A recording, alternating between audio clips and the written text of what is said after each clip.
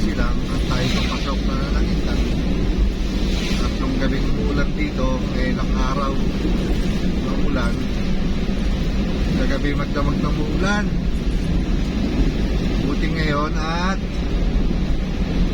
sabay kahapon ay kulimlim maghapon, pero hindi naman siya umulan sa Intang saka sa Dasma. Nandun ako sa Intang saka sa Dasma kahapon, pero umuwi ako sa Silang, umuulan. Pero hindi man siya umuulan na naanohan ko lang na basa yung kalsada. Ha, ang lamig ngayon dito sa Silang. Ayan o, parang ang ulan. Dahil pa rin nagbumotor, may mga papasok yan. So, hindi ako makapagmotor. Ulan ng ulan, ulan ng ulan. Kakaunti ngayon ng mga kumakain, hindi makalabas ng bahay.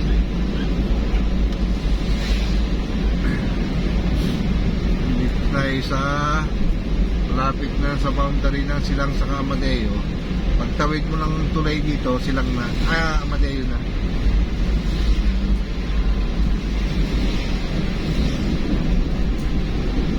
May na naman ang bagyo dito. Ito ang boundary ng Silang sa Amadeo, tulay na to. Lagi nagbabaha dito sa duktungan ng tulay na to. Pangit ang pagkakaduktong nito.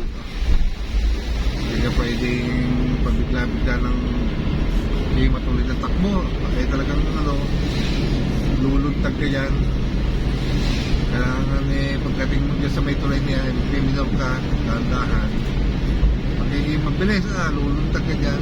Pangit yung duktungan niya, hindi pantay.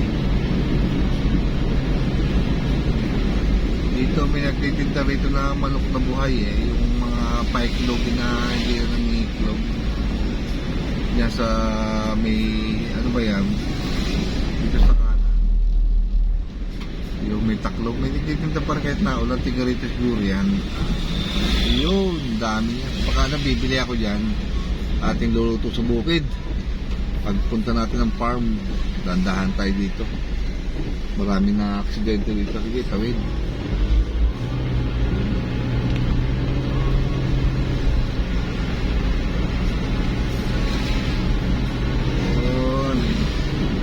Ito yung mga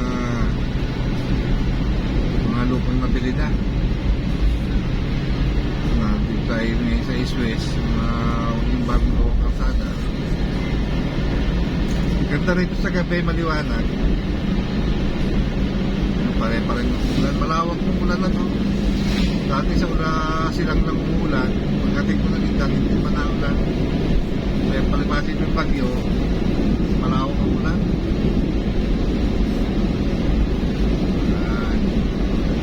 Marami na nagtitinda ng kulay dito.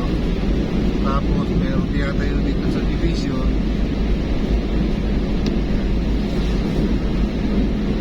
Lamig talaga.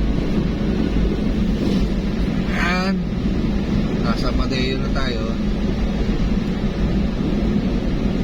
Marami pa rin na pumunta kahit na ulan.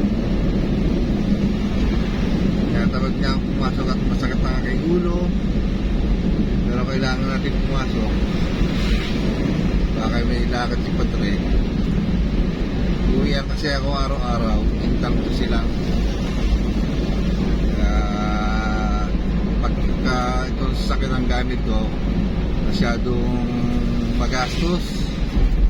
Gusto ko magmumotor para makatipid. Pagka 100 ko kasi sa motor, dalawang araw ko nang gagamitin yun. Pagka itong sakang gamit ko, 300 ang gasto araw-araw. Magastos. Kaya magkano lang ang ating sweldo sa isang araw, kulang pa. Pero kailangan natin sasakyan para tayo makapasok. Tandaan tayo para makakabig sa gas.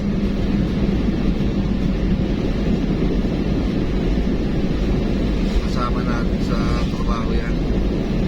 Days lang. Tandaan, matintilapos kayo ng motor. Baka magalit sa atin. Doon, hindi rin maganda dugtungan dito. Kailangan mo nang magmotor. Abonado pa tayo sa panggas, pang araw-araw pagka tayo napasok.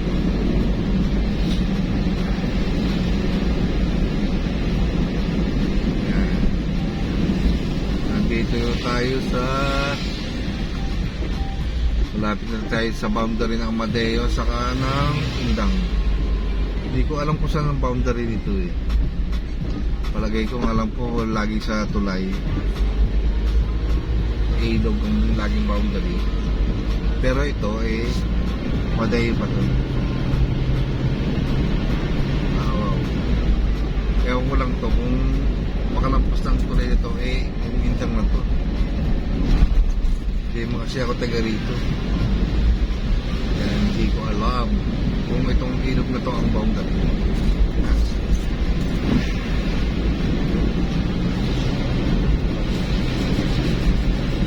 Malaking bagay na itong kalsada to, ang pangangayari nito. Mapapabilis ang ating punta sa ating pupuntahan.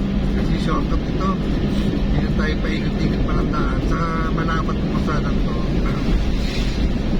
Diretsong Batangas to eh, ang kalsada to. Hindi pa yari dito sa may Indang, pabailin. Pero nadadaanan na, hindi pa lang siya tapos. Laking bagay na ginawa ng kalsada to.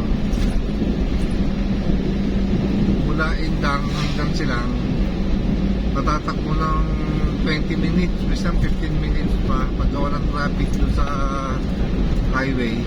Maglabas mo ng east-west o kuha mo ng 20 to 15. Pero pagka ganito lang ang takbo mo may mga 30 minutes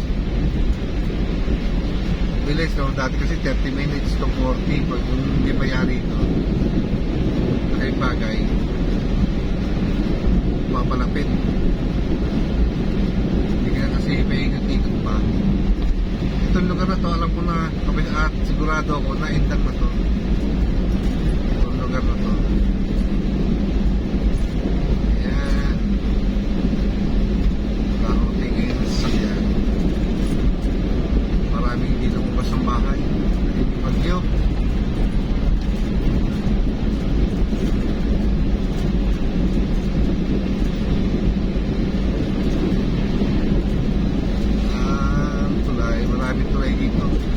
Natagalan lang sila ng pagkagawa din sa tulay. Pero mga butas na yung mga tatamaan ng kalsada.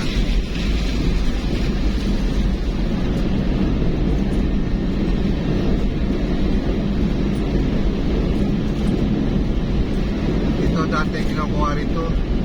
Kaya ganyan yung walang puno. Kinukuha rin kasi ito ay pinagbawal. Pinatigil lang mayor. Mga benepisyo ng mga tao rito na mag-inquiry. Yan o, kaya patag yan. Ipuntok yan dati, mataas yung lugar na yan. Inquiry lang. Matagal lang na inquiry, kaya masukal na siya matapos. Tapos, inaayos lang nila yung mga kanal, mga drainage. Lalagyan pa rin nila ito ng ilaw. Wala pa silang ilaw.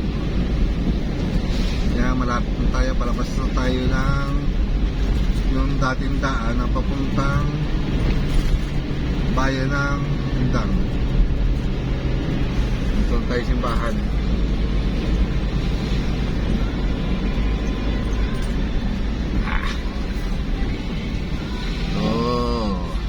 Yan. Yan, papasok na tayo ng bayan ng Indang.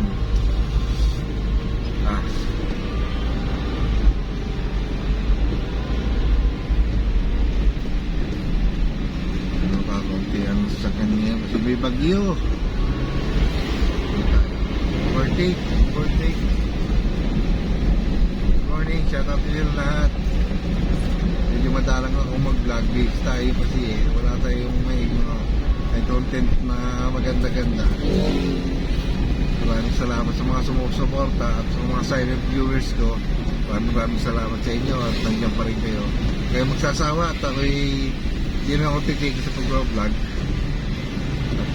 nandiyan pa naman kayo.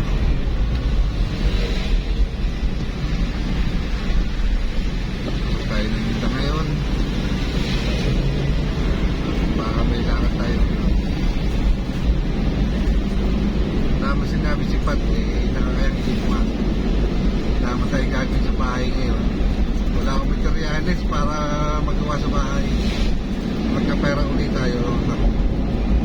Gagawa tayo sa bahay. Wala pa naman yung Meralco. Marami pang gagawin kasi sa bahay. Unti-unti doon. Lalo sa ating bukid. Marami tayong project doon. Hindi lang abangan yung ating bablog na natin yung bablog doon.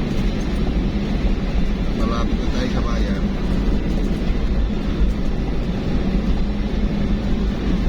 Malamig ngayon dito lalo pag nasa labas ka, nandito tayo sa loob ng sakit. Hindi ako nag-aircon, malamig naman at makakapipit tayo sa gas.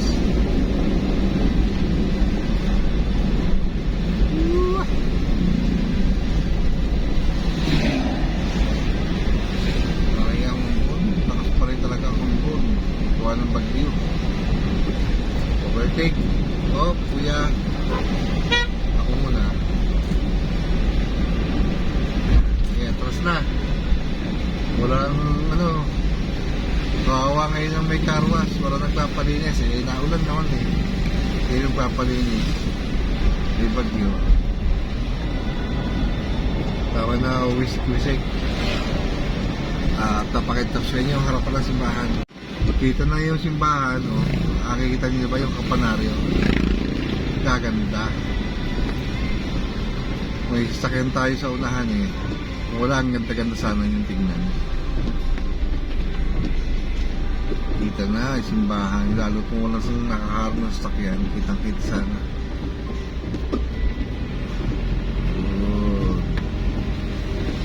Diyan tayo nagtatrabaho sa simbahan ng Indang. Dati ako nasa Silang, bayan ng Silang. Ngayon nandito tayo sa Indang. Si Padre rin napalipat dito. Yan, sa simbahan ng Indang. Kaganda, diba? Pasok na tayo sa simbahan, ang patio ng simbahan ng Indang. Yun, bakante. Wala kasi nung tao dito Ayun na, nakapasok na tropa. Dito tayo at naulan naman. Para huwag madumihan, naglalaglaga yung puno ng akasya. Akasya o nga akasya. Dito tayo. Hanggang dito lang. Maraming salamat sa inyo lahat. Bye bye.